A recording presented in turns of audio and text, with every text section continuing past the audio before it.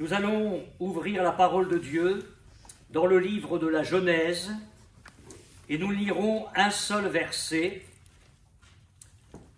au chapitre 21. Nous lirons le verset 33. Genèse, chapitre 21, verset 33.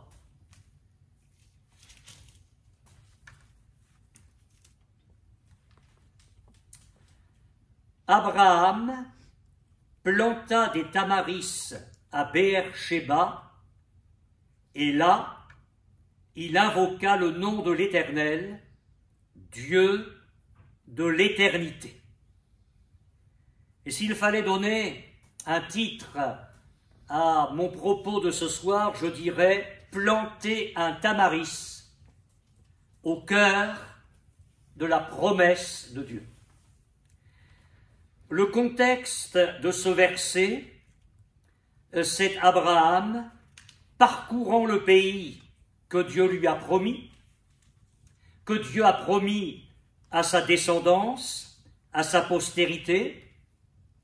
Et au moment où nous lisons ce verset, Abraham est là comme un étranger et comme un voyageur dans le pays que Dieu lui a promis.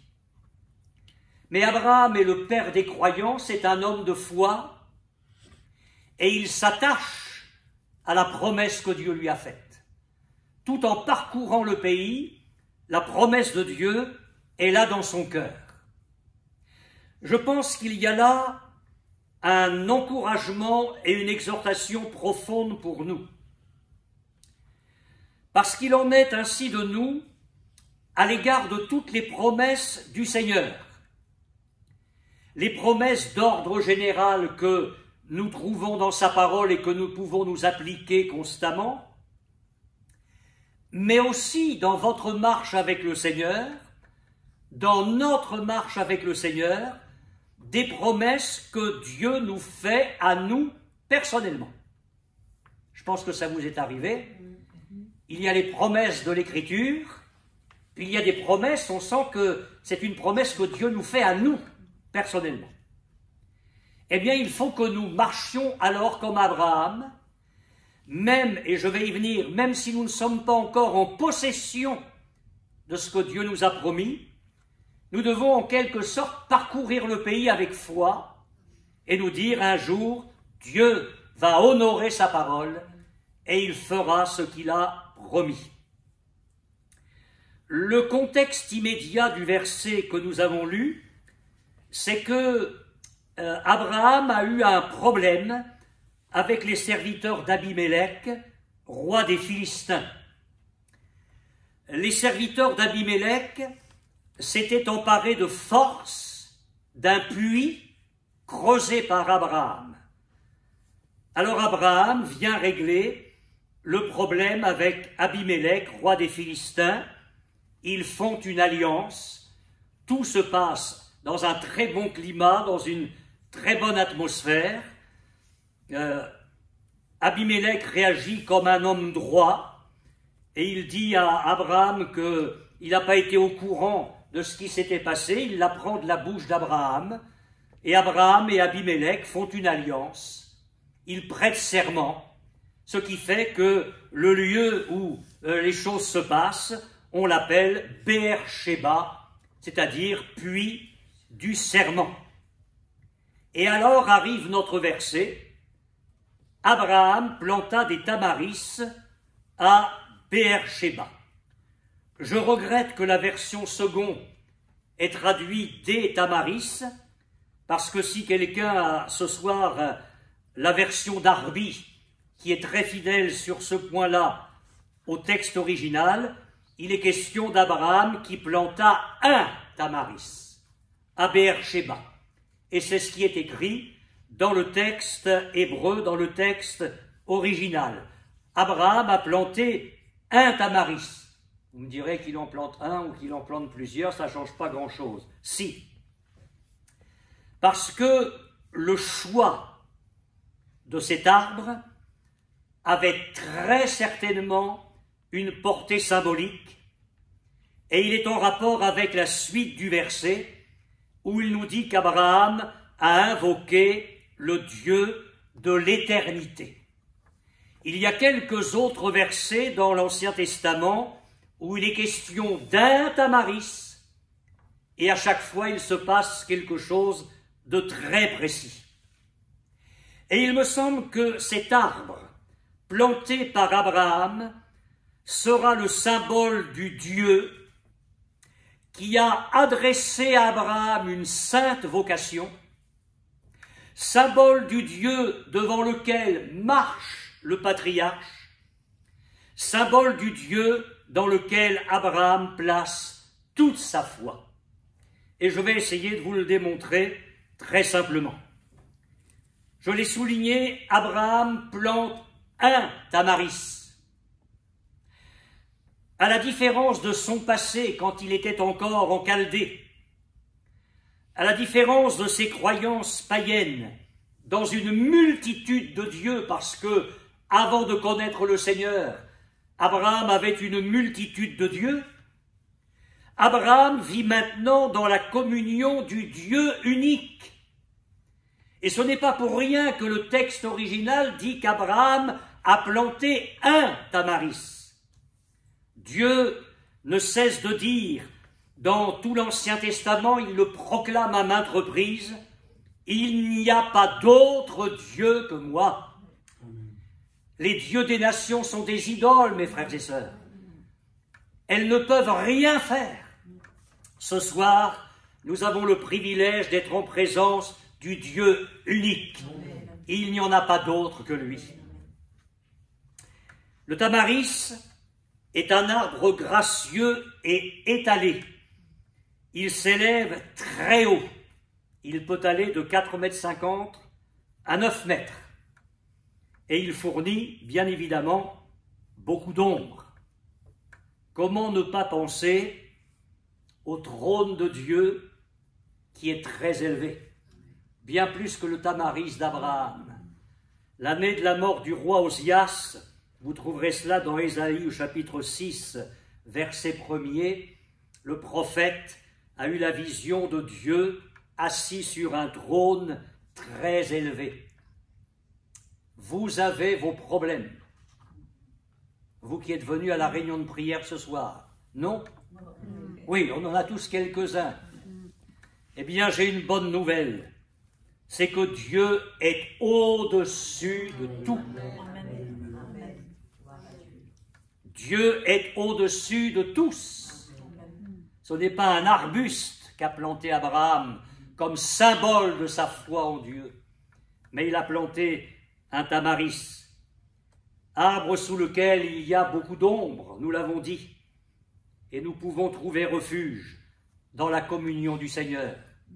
Celui qui demeure sous l'abri du Très-Haut repose à l'ombre du Tout-Puissant. Et le psalmiste ajoute aussitôt, je dis à l'Éternel, mon refuge et mon Dieu. Le tamaris est un arbre dont le feuillage reste vert. Pas de changement. Je n'insisterai pas beaucoup là-dessus, mais vous retrouverez cette parole dans le livre de Malachie, et ce n'est pas le seul endroit où Dieu dit « Je suis l'Éternel, je ne change pas ». La parole de Dieu nous dit de Jésus qu'il est le même hier, aujourd'hui, éternellement. Et le Nouveau Testament nous parle du Saint-Esprit comme de l'Esprit éternel. Le tamaris est un bois très dur et il est employé pour la construction. J'ai pensé alors à cette parole de Jésus concernant la construction d'église. « Je bâtirai mon église et les portes du séjour des morts ne prévaudront pas contre elle. » Si une église est bâtie avec les méthodes du monde, si le message n'y est plus, enfin si l'apostasie sévit, l'église ne tiendra pas, elle tiendra un temps mais pas longtemps. Mais quand l'église est bâtie avec la nature de Dieu, avec le tamaris, le bois très dur, alors même les portes du séjour des morts ne peuvent détruire l'église de Dieu. Et puis, Le tamaris, c'est un arbre de longue durée. Et là, comment ne pas faire le rapport? Parce que, écoutez, après des choses aussi importantes qu'Abraham plante un arbre, on s'en moque, hein? Non. C'est pas possible que cette petite phrase soit anodine. On vient de régler un problème important avec le roi des Philistins à propos du puits. Abraham va invoquer le Dieu de l'éternité. Et au milieu, juste au milieu, cette petite phrase, Abraham planta un tamaris. Mais oui, parce que tout se tient. Il y a là un acte symbolique, un arbre de longue durée. Et oui, justement, le Saint-Esprit nous dit qu'Abraham a invoqué l'Éternel, Dieu de l'éternité. Ou encore, comme il est écrit dans la version originale, la traduction mot à mot, le Dieu de toujours. J'aime beaucoup cette expression-là, le Dieu de toujours. Moïse a invoqué ce Dieu-là longtemps après Abraham. Seigneur, tu as été pour nous un refuge de génération en génération. D'éternité en éternité, ça donne le vertige. D'éternité en éternité, tu es Dieu. Avant que les montagnes soient nées et que tu aies créé le monde, la terre, d'éternité en éternité, tu es Dieu. Eh bien, Abraham éprouve le besoin de se rappeler, en plantant ce tamaris, que le Dieu qui a fait les promesses est éternel et qu'il peut les accomplir dans la suite des temps. Mettez-vous à la place d'Abraham. Pour l'instant, il y a quand même des nations plus ou moins hostiles autour de lui. Il ne possède rien dans le pays que ses tentes. Il parcourt le pays. Mais il y a quelque chose qui résonne en permanence dans son cœur.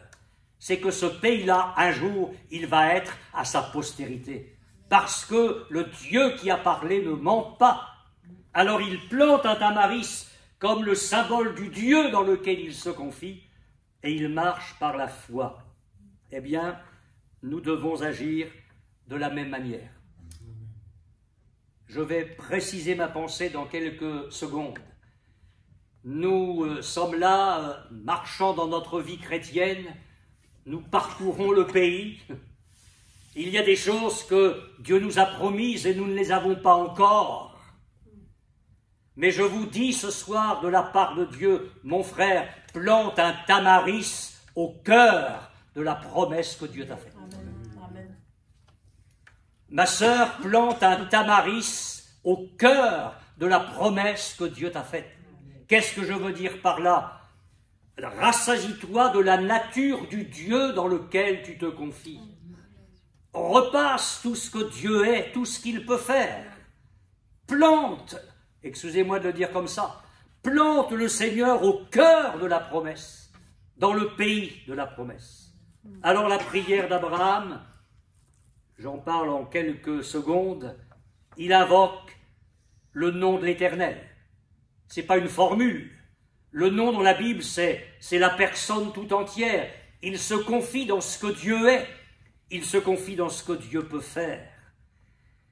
Et je vais prendre le temps de vous conduire vers ces 3 versets, parce que Abraham invoque le nom de l'Éternel comme dans tous les endroits où il avait fixé quelque temps son domicile. À chaque fois qu'Abraham fait une étape, il invoque le Seigneur, comme pour dire, ça, un jour, ce sera à nous. Regardez au chapitre 12, verset 7. Chapitre 12, verset 7. L'Éternel apparut à Abraham et dit, je donnerai ce pays à ta postérité. Et Abraham bâtit là un autel à l'Éternel qui lui était apparu. Il établit une communion avec le Seigneur. Le Seigneur lui fait une promesse, et c'est comme si, en bâtissant cet autel, Abraham s'empare de la promesse. Verset 8. Il se transporta de là vers la montagne à l'orient de Béthel, et il dressa ses tentes ayant Béthel à l'occident et Haï à l'orient. il bâtit là encore un autel à l'Éternel, et il invoqua le nom de l'Éternel. Il avance dans le pays, et il dit un jour, tout ça, ce sera à nous. Gloire à Dieu. Amen. Et puis au chapitre 13, verset 18, Abraham leva ses tentes. Ah oui, pour l'instant, il parcourt, hein, il n'y a rien à lui, il voyage. Et Pierre dira plus tard que nous sommes étrangers et voyageurs sur la terre. Abraham leva ses tentes et vint habiter parmi les chênes de Mamré qui sont près d'Hébron. Et là, il bâtit là un autel à l'Éternel. Nous avons là une grande leçon pour nous, mes frères et sœurs. Et je vais conclure en vous disant ceci. Abraham considère donc ce pays des Philistins comme faisant partie de la terre promise. Certains territoires sont encore à l'ennemi, mais ils sont déjà dans le cœur d'Abraham par la foi. C'est ce dont il témoigne en plantant son tamaris, le sien, en terre ennemie. Et je voudrais vous dire ceci. Je conclus en vous disant deux choses. La foi, ce soir, la foi, doit nous permettre de considérer certains territoires qui sont encore à l'ennemi comme étant nôtres en Jésus-Christ. Alors on va être très clair, très pratique, hein, ça vous concerne et ça me concerne. Nous avons des enfants. Nous avons des petits-enfants. Et ce soir, le diable voudrait ricaner devant l'Église. Parce que ces enfants-là, ces petits-enfants-là, sont son territoire, il les tient. Eh bien, ce soir, au nom de Jésus, nous disons face au diable, aux démons, au péché, à toutes les situations possibles et imaginables, que ces territoires-là vont être à Jésus-Christ. Il faut que nous plantions ce soir un tamaris dans le territoire ennemi, dans un pays qui n'est pas encore à nous, mais qui va l'être par la grâce de Dieu. C'est cette foi qui va nous permettre de triompher. Alors c'est vrai pour nos enfants, c'est vrai pour nos parents, c'est vrai pour un mari, c'est vrai pour une épouse, c'est vrai pour des amis que nous connaissons, qui nous touchent de près, c'est vrai pour des voisins, c'est vrai pour des collègues de travail, pour des inconnus que nous rencontrerons. Pour l'instant, c'est un territoire qui appartient à l'ennemi. Mais il peut devenir un territoire pour Jésus-Christ. Il faut la foi.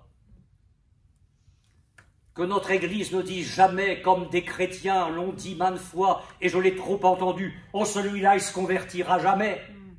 Eh bien, les démons sont au balcon de l'enfer, et ils applaudissent, ils ricanent. Nous ne devons pas nous permettre, mes frères et sœurs, de tels langages.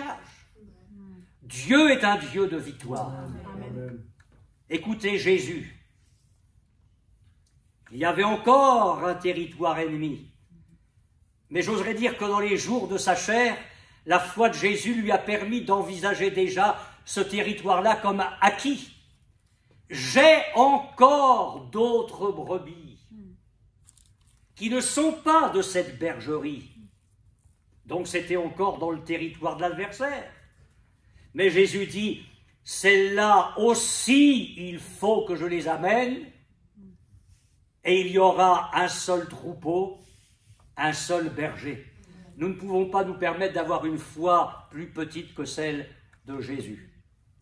Et la deuxième chose, après la foi, c'est la prière.